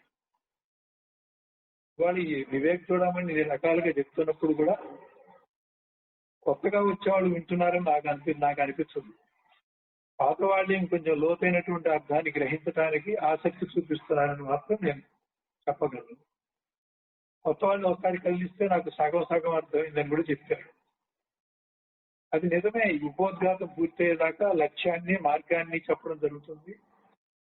మరి లక్ష్యం అంటే ఆత్మ పరమాత్మ అనేదే మనో వాచామ గోచరం. మరి ఇవన్నీ అర్థం కానివి, ఒక అజ్ఞానికి అర్థమయ్యేవి కాదు. కాబట్టి ఉపోద్ఘాతం అయిపోయి మళ్ళీ క్రమంగా మనం ఎప్పుడైతే ఈ సబ్జెక్ట్ ని సాధనా క్రమంలో పెడతామో అప్పుడు అర్థం. కాబట్టి అప్పుడు లక్ష్యం తెలియకుండా అర్థం చేసుకొని లక్ష్యం ఎప్పుడో మధ్యలో అందించాలి. కానీ ఉపోద్ఘాతంలో లక్ష్యము మార్గం కూడా ఇక్కడే అందిస్తున్నాం. అజ్ఞానం ఎలా ఉంటాడో, జ్ఞాన మార్గం రావాలంటే ఏం చేయాలో, పాపకర్మలు పుణ్యకర్మలు రెండింటినీ ఏ రకంగా భావన చేయాలి, ద్వంద్వాలు ఎలా భావన చేయాలి, త్రిపుటిని ఎలా భావన చేయాలి, వీటన్నిటిలో ఉన్నటువంటి ఒకే చైతన్యం ఈశ్వరుడని బ్రహ్మమని ఈ రకంగా చెప్పుకుపోతున్నాం. కానీ అసలు ఈ ఆధ్యాత్మిక విద్య యొక్క స్పర్శ లేని వాడు, ఇంతకుముందు దీని సంగతి తెలియని వాడికి మనం ఇన్ని రోజులు చెప్పుకుని ఏమాత్రం కూడా అర్థమయ్యే అవకాశం లేదు. అయితే అక్కడక్కడ టీవీలో అక్కడ ఇక్కడ చూస్తూ కొన్ని పుస్తకాలు చదివిన వాడికి అయితే కొంతలో కొంత అర్థం కావచ్చు. నాకెవరో 50% అర్థమైంది, 70% అర్థమైంది అంటే వాళ్ళు వేరే పుస్తకాలు చదవటం కానీ, కాలక్షేపంగా చదవటం కానీ, టీవీలో ప్రవచనాలు వినటం కానీ చేసి ఉంటారు. ఇదంతా ఏమిటంటే ఒక క్రమం లేకుండా అక్కడక్కడ వినటమే. ఇప్పుడు మనం ఏం చేస్తున్నామంటే వాటన్నిటిని ఒక క్రమ పద్ధతిలో ఒక లైన్ లో పెట్టుకొని చెప్పుకుంటున్నాం. ఎందుకంటే ఇది ఒక ప్రాజెక్టు. ఈ క్రమంలో, ఈ మార్గంలో, ఈ సాధనలో పోయి, ఈ అనుష్ఠానంలో పోయి ఆత్మని కొంచెం సమీపంగా దర్శించుకుంటూ చివరికి ఆత్మ సాక్షాత్కారం పొంది అద్వైత సిద్ధి పొందాలనే క్రమాన్ని, దారిలో వచ్చేటువంటి ప్రతిబంధకాలు ఎలా తొలగించుకోవాలి, ఈశ్వరానుగ్రహం కానీ, ఆ జ్ఞాన ప్రకాశాన్ని కానీ, దాని ప్రభావాన్ని కానీ భూమికానుభవంలో అధిరోహిస్తూ వాటిని అనుభవిస్తూ ఎలా పోవాలనేది మనము కొంచెం చూచాయిగా పైపైన చెప్పుకుంటే ఓహో ఇది ఇలాగా ఉంటుంది అన్నప్పుడు మళ్ళీ మనం పాఠాలు మొదలుపెట్టి మెల్లిగా వెళ్ళేసరికి ఒక 6 నెలల బోధ కానీ ఇది ఇప్పుడు మనం చెప్పే స్థాయికి రాము. కానీ ఉపోద్ఘాతం ఏంటంటే 6 నెలలకు రాసి చెప్పేది ఇప్పుడే చెప్పడం వల్ల కొంత ఇబ్బందిగా ఉన్నమాట నిజమే.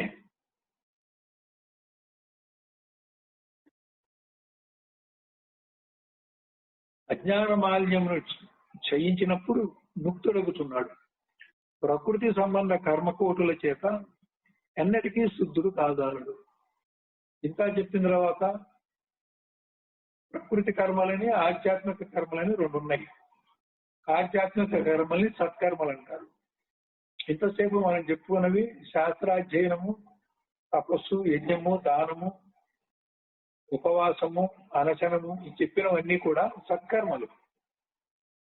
ఇది ప్రకృతిలో గిరగిరా తిరిగే కర్మలు కాకుండా ప్రకృతిని వీడి అధిగమించి జ్ఞాన మార్గంలో ప్రయాణించి లక్ష్యాన్ని చేరేటువంటి ఉపాయాలుగా చేసేవన్నీ కూడా ఈ సాధనాలన్నీ కూడా సత్కర్మలు.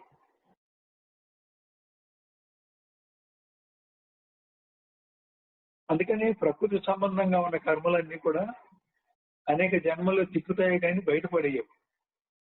వాడు ఎన్నటికీ శుద్ధుడు కాడు అంటే తమో రజగుణాలు, అవిద్య పోదు అని అర్థం. అవి 2 పోతేనే శుద్ధుడు. శుద్ధ సత్వగుణంలో ఉంటేనే శుద్ధుడు.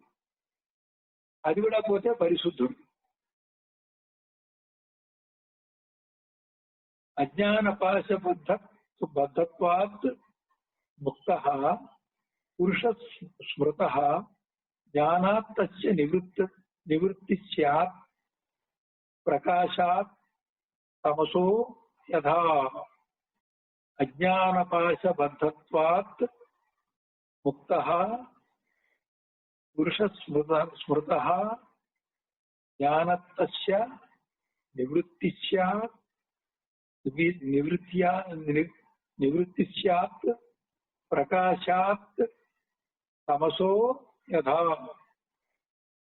అజ్ఞానపాశ బంధము కలవాడు ముక్తి లేనివాడనియు, జ్ఞానము వలన బంధ నివృత్తి, ప్రకాశం వలన అంధకార నివృత్తి వలె కలుగుతున్నది.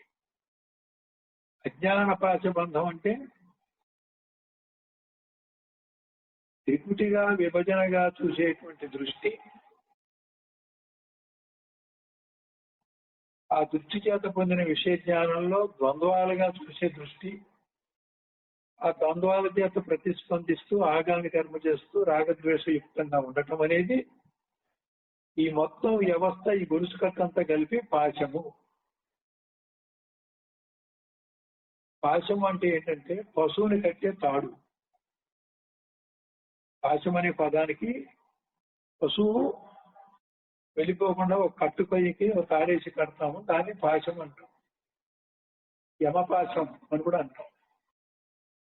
అంటే ఏంటి, ప్రతి వాళ్ళు కూడా యముని యొక్క నియమానికి, మనం చేసిన కర్మ యొక్క ఫలితాన్ని అనుభవించడానికి బద్ధులం అయి ఉన్నాం.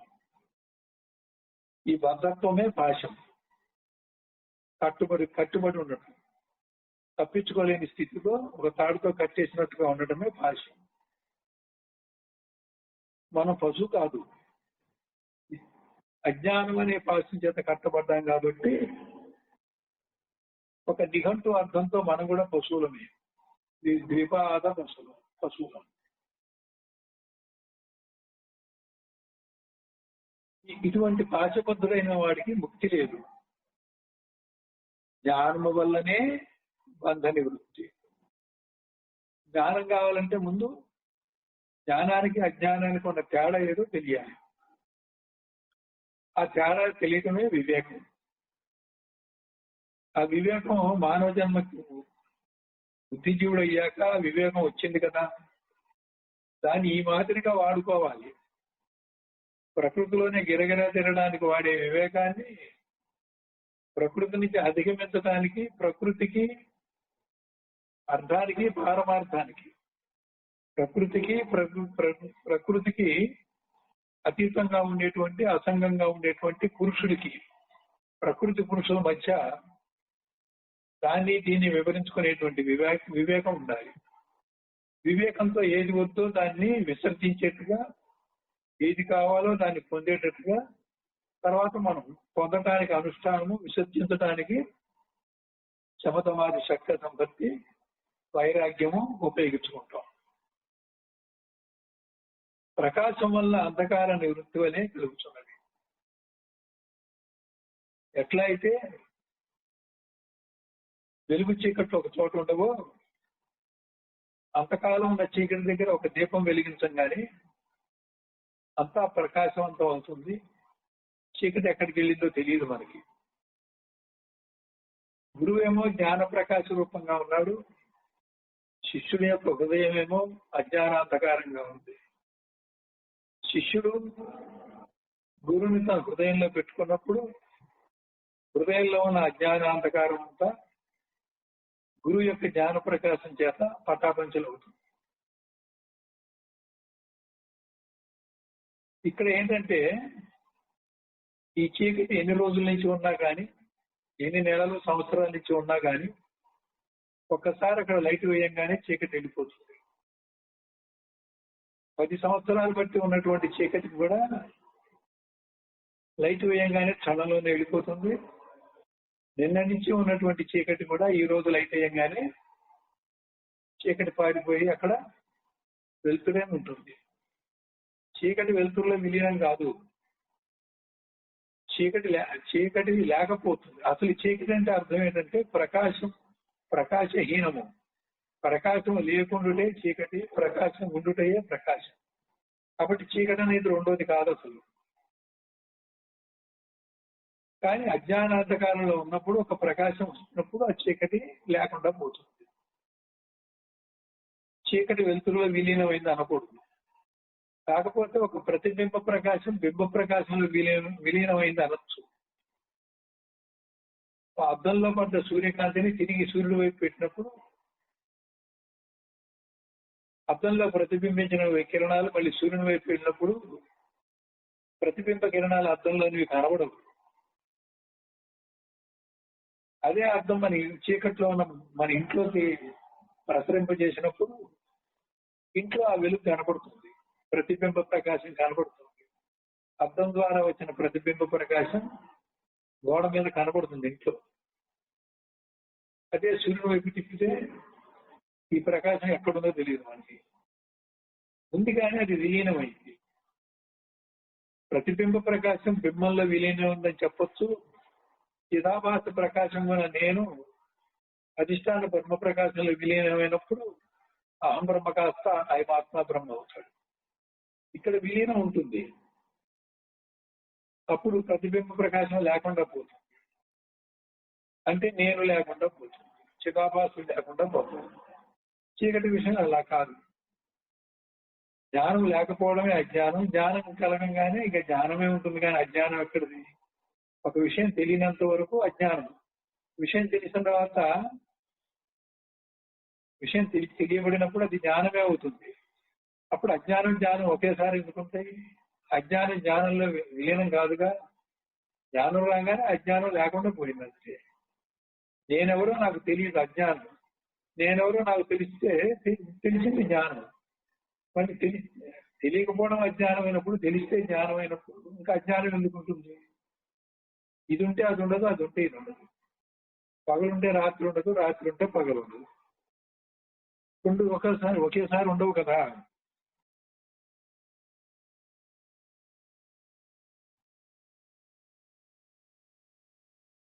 తస్మాత్ జ్ఞానేన ముక్తి అజ్ఞానస్య పరిచ్ఛయాత్.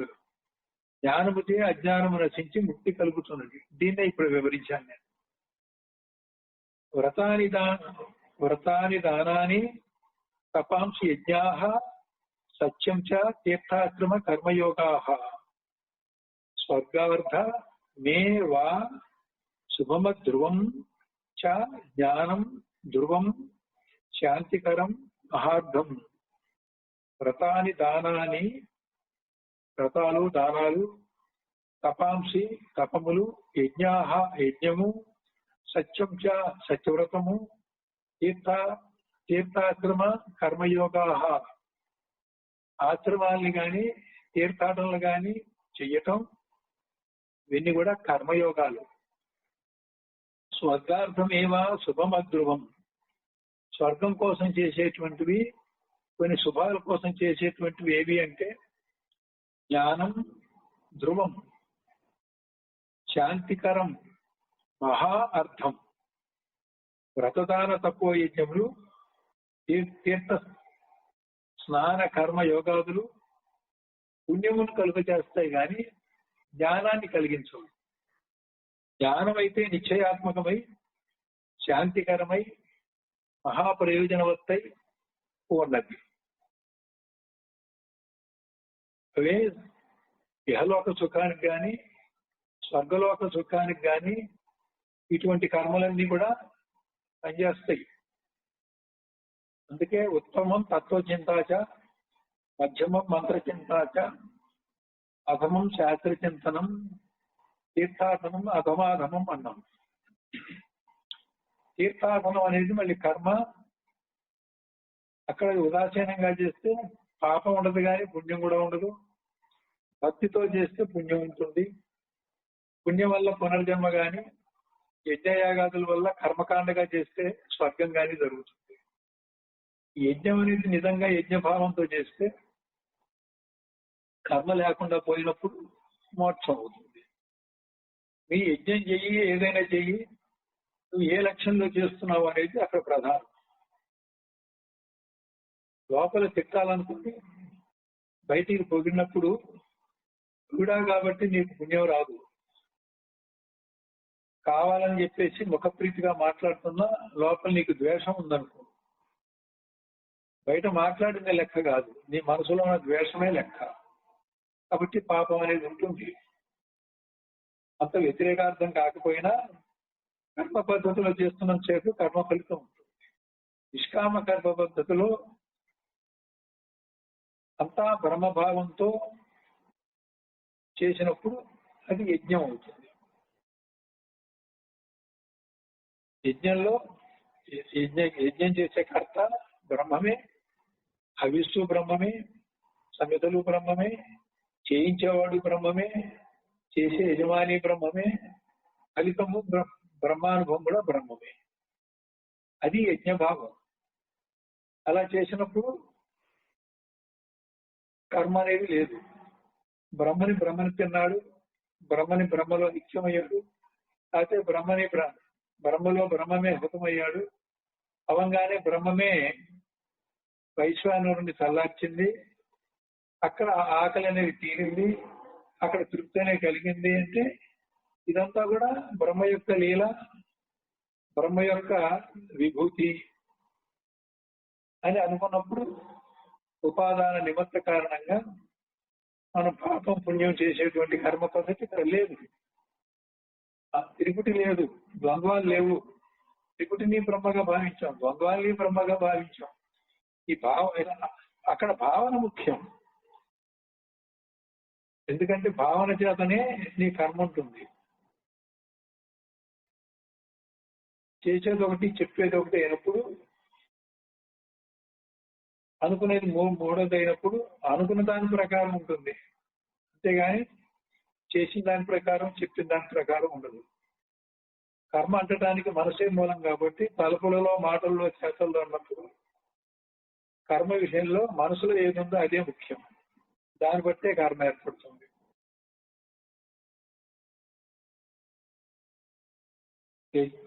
యజ్ఞం దేవత్వం ఆప్నోతి తపోభిః బ్రాహ్మణః పదం దానేన వివిధాన్ భోగాన్ జ్ఞానాన్ మోక్ష అవాప్నుయాత్. యజ్ఞే దేవత్వం ఆప్నోతి తపోభిః బ్రహ్మణః పదం దానేన వివిధాన్ భోగాన్ జ్ఞానాన్ మోక్షం అవాప్నుయాత్. యజ్ఞముల చేత దేవత్వమును, తపస్సు చేత బ్రహ్మత్వమును, బ్రహ్మత్వం కాదు బ్రహ్మలోకమును, దాని చేత నానావిధ ఇహములోనే భోగములను పొందుతున్నాడు. ఇందాక నేను తపస్సు యజ్ఞం చెయ్యమన్నావు అంటే నువ్వు పాప కర్మల నుంచి, పాప బుద్ధి నుంచి కొంతవరకు మారాలని, తమోరజ గుణాలు, అవిద్య కొంతవరకు పోవాలని చెప్పాం. ఇంకా మనం జ్ఞానాన్ని సంపాదించడానికి అది సరిపోదు. కొంతవరకు అది ఉపయోగపడిందే కానీ యజ్ఞం చేత స్వర్గలోకము, దేవత్వం వస్తుంది, తపస్సు చేత బ్రహ్మలోక ప్రాప్తి ఉంటుంది, దానం చేత సుకృతం చేత ఇహలోకంలోనే మంచి జన్మలు అంటే బాధలు లేనటువంటి కొంచెం సుఖంగా ఉండేటువంటి జన్మలు వస్తాయి. నానావిధ భోగాలు పొందుతాడు. ఒకటి దాని వల్ల భూలోకంలోనే ఫలితం అనుభవిస్తాడు, తపస్సు వల్ల బ్రహ్మలోక ప్రాప్తి ఉంటుంది, యజ్ఞం వల్ల స్వర్గలోక ప్రాప్తి ఉంటుంది, కానీ మోక్ష ప్రాప్తి ఉండదు. అయితే జ్ఞానం చేతనే మోక్షమును పొందుతున్నారు. జ్ఞానం వినా ముక్తి నముచ్యతే. జ్ఞానం ఉంటేనే మోక్షం. మిగతావి వద్దా అంటే ఇంత దూరం తేవాలంటే ఇవి కావాల్సి వచ్చింది. ఈ ప్రయాణానికి అవరోధంగా ఉన్నవి నిర్మూలించడానికి కావాల్సి వచ్చింది. ఈ స్వభావంలో అవిద్యాదోషం పోవడానికి కావాల్సి వచ్చింది. కొంత సంసిద్ధతకి, ప్రిపరేషన్ కి పనికి వచ్చినాయి. అసలేం పనికి రాకుండా పోలా. మనం అన్ని సమకూర్చుకోవడంలోనే ఇవన్నీ ఉన్నాయి. అన్ని సమకూరిన తర్వాత నువ్వేం చేయాలి? నిజమైన సాధన జ్ఞాన మార్గంలో ప్రయాణం చేయటం, తత్వాన్ని అనుసంధానం చేసుకుంటూ అంది పొంది మీరుతూ భూమిక అనుభవాలు పొందుతూ వదులుతూ చివరికి ఆఖరిగా ఏదైతే వచ్చిందో అక్కడ స్థిరంగా అదే అయి ఉండటం. దీనికోసం ఈ ప్రయాసంతా. ఇక్కడ జీవులకి కూడా నచ్చ చెప్పడం జరుగుతుంది. ఎందుకంటే అజ్ఞానులు కాబట్టి. అర్థమైనా అవ్వకపోయినా కొంచెం పైన అర్థం చేసుకొనైనా సరే, ఓహో ఇది ఇట్లా ఉంటుంది కదా అనేటువంటి భావన ముందు మనకు కలగాలి. వెంటనే జ్ఞాన మార్గానికి వచ్చేవాళ్ళు చాలా తక్కువ. ఇలా ఎన్నిసార్లు వినాలో. వినటం ద్వారా వస్తే మంచిదే, రాలేరు. జీవితంలో కొట్టబడ్డప్పుడు వస్తారు. వాళ్ళు ఏది చేసినా బంగారం ముట్టుకున్న మట్టి అయ్యే పరిస్థితి వచ్చినప్పుడు, తన తెలివంతా కూడా ఎందుకు పనికి రాకపోయినప్పుడు, పురుష ప్రయత్నం ఎంత చేసినా ప్రారంభం వ్యతిరేకంగా ఫలితం ఇచ్చినప్పుడు, నాదేమీ లేదు ఇందులో ఈశ్వరుడు అదో ఇదో ఏదో ఒకటి ఒక అజ్ఞాత శక్తి ఉంది, అదేంటో తెలుసుకోవాలని అనుకున్నప్పుడు అతను అదృష్టంతో గురువు దొరికి ఇటువంటి మాటలు చెప్తే అప్పుడు వింటాడు తప్ప సామాన్యంగా ఒక జ్ఞాని ఇవన్నీ వినేవాడు కాదు. అందుకే ఇవాళ ఈ బోధలో చాలా తక్కువ మంది ఉన్నారు. కారణం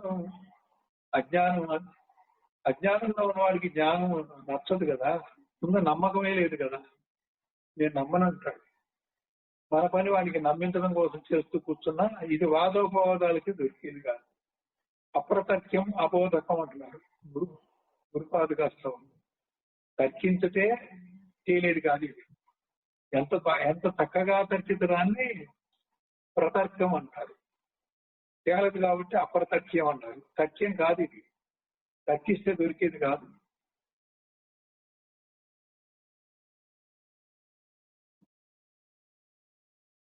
ధర్మరజ్వా వ్రజే దూరం ఊర్ధ్వం పాపరజ్వా వ్రజే తథ వయజ్ఞానాశినాచిత్వా విదేహ శాంతి మృచ్చతి. ధర్మ అజ్వా వ్రజే ఊర్ధ్వం పాప రజ్వా వ్రజే దధ వయం జ్ఞానాశినాచిత్వా విదేహ శాంతి మృచ్చతి. ధర్మము అనేటువంటి రజ్జువు అంటే తాడు ద్వారా ఊర్ధ్వలోకములను, పాపం అనేటువంటి తాడు ద్వారా అధోలోకమును పొందుతున్నాడు. ధర్మార్థ కామ మోక్షాల్లో ధర్మం వల్ల ఊర్ధ్వలోకాన్ని పొందుతున్నాడు, పాపం వల్ల అధోలోకాలు పొందుతున్నాడు. ఇక్కడ అధోలోకాలు అంటే మళ్ళీ పశుపక్షాదులు క్రిమికీటకాదులు జన్మించటం. ఊర్ధ్వలోకాలు అంటే భూలోక, భూర్లోక, సువర్లోక, మహాలోక, జనలోక, తపోలోక, సత్యలోకాల్లోకి వెళ్ళటం. అంతే తప్ప ముక్తుడు అవ్వడు. అంత పైదాకా కూడా పోడు. దాన్ని చెప్పాం, తపస్సు చేత బ్రహ్మలోకం దాకా వెళ్తారు, అంటే సత్యలోకం. ఊర్ధ్వలోకాల్లో 7వ లోకం దాకా వెళ్తారు.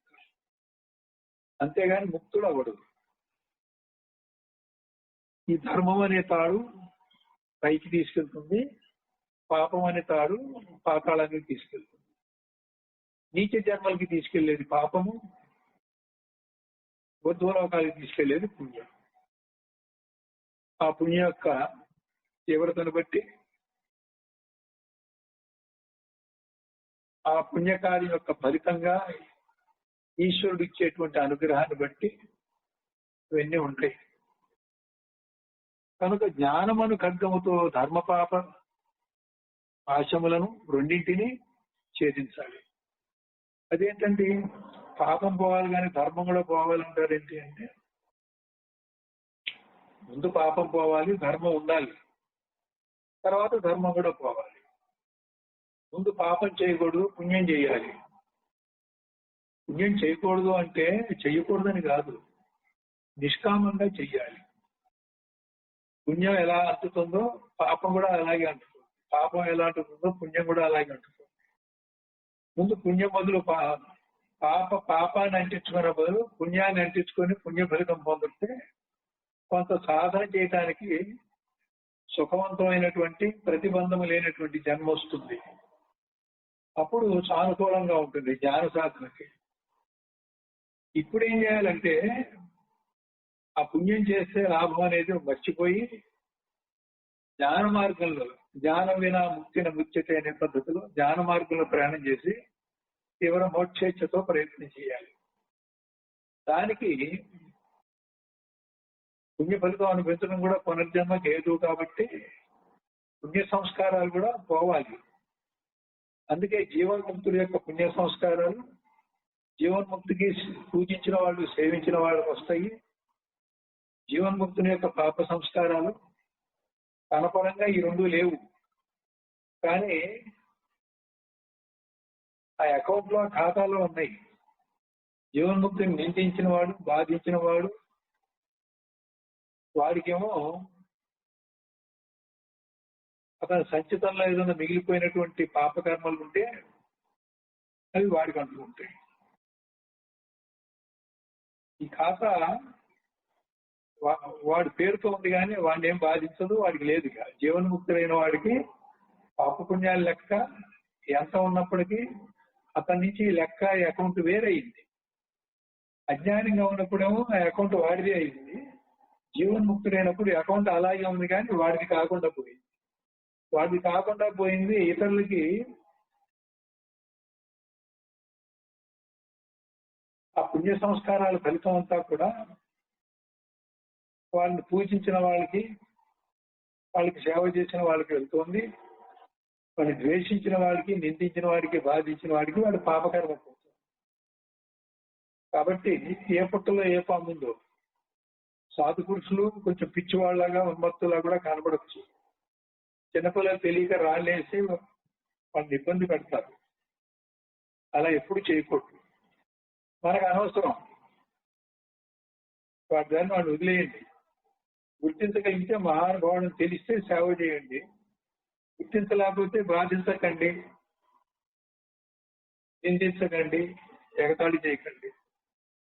ఎప్పుడు ఎందుకైనా మంచిది. లేనిపోయిన పాపం మీద వేసుకోవడం దేనికి?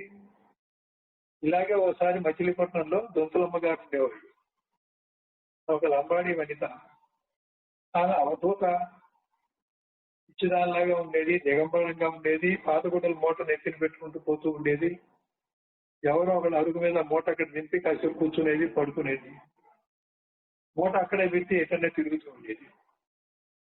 బాలా ఉన్మత్త పిశాచిలాగా ఉంటారు కదా అవధూతలు. ఒక లాయర్ గారి అరుగు మీద మూట పెట్టి అక్కడికి వెళ్ళిపోయింది అక్కడ మచిలీపట్నంలో.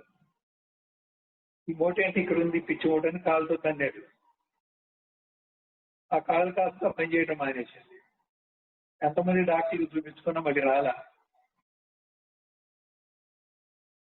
తర్వాత ఒక స్నేహితుడు, అసలు నీకు ఏ జబ్బు లేదు ఏం లేదు, ఉన్నటువంటి ఇట్లా అయింది, ఎందుకు అయింది, ఏ రోజున అయింది, ఎప్పటి నుంచి అయింది అని ఆరాధించాడు.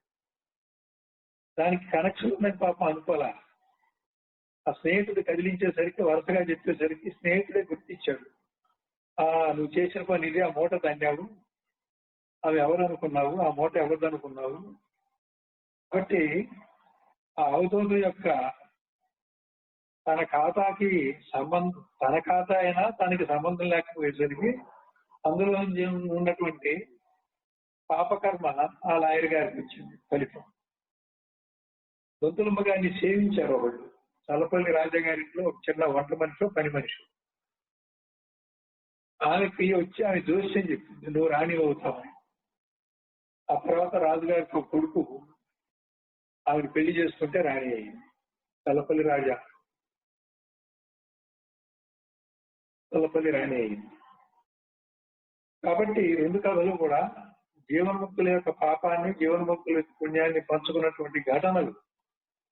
కాబట్టి మనము ఎవరు ఎటువంటి వాళ్ళో తెలియకుండా మనం లేనిపోని తెచ్చుకోకుండా, తెలిస్తే పూజించండి, లేకపోతే ఊరుకోండి, కానీ మనం వ్యతిరేకమైన పనులు ఎప్పుడు చేయకూడదు.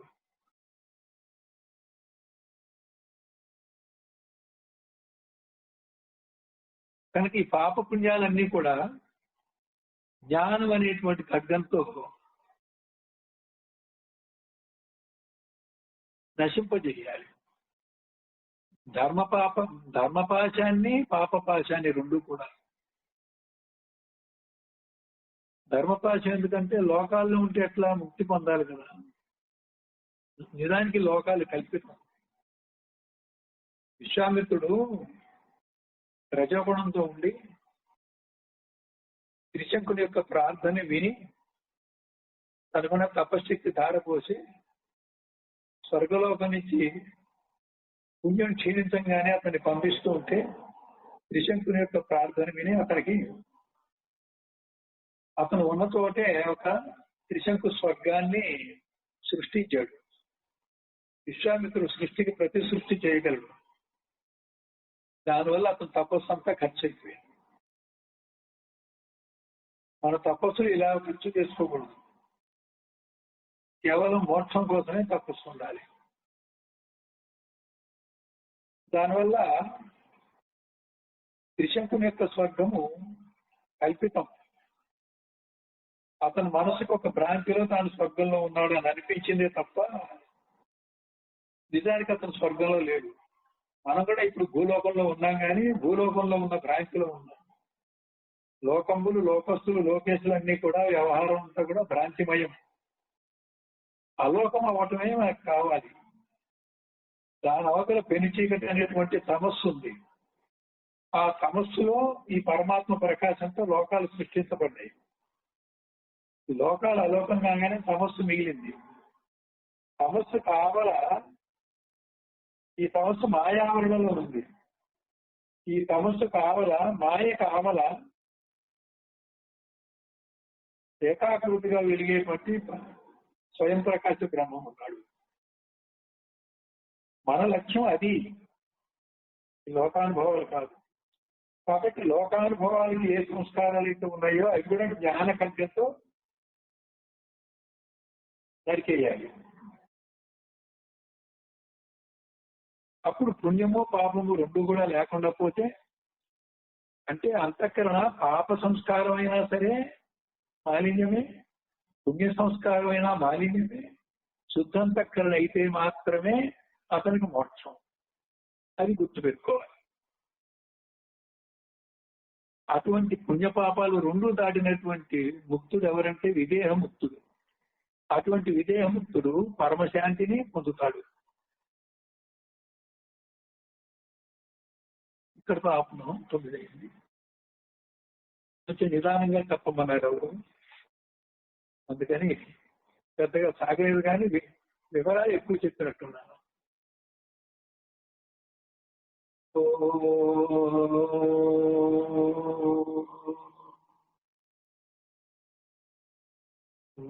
పూర్ణమదః పూర్ణమిదం పూర్ణాత్ పూర్ణముదచ్యతే పూర్ణస్య పూర్ణమాదాయ పూర్ణమేవావశిష్యతే.